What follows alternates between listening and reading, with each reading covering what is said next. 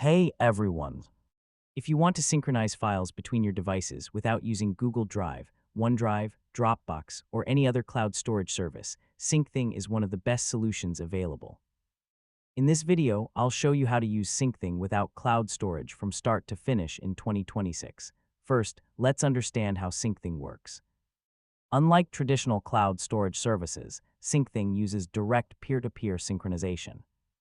Your files are transferred directly between your devices instead of being uploaded to a third-party cloud provider. This means your data stays under your control while still remaining synchronized across all your devices. To get started, install Syncthing on every device you want to connect. This could include Windows computers, Macs, Linux systems, home servers, or supported mobile devices. No cloud account is required, and your files are not stored on external cloud servers unless you intentionally synchronize them to a separate storage system.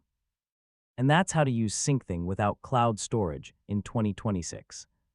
With secure peer-to-peer synchronization and complete control over your data, Syncthing provides an excellent alternative to traditional cloud-based file sharing services. Thanks for watching, and I'll see you in the next tutorial.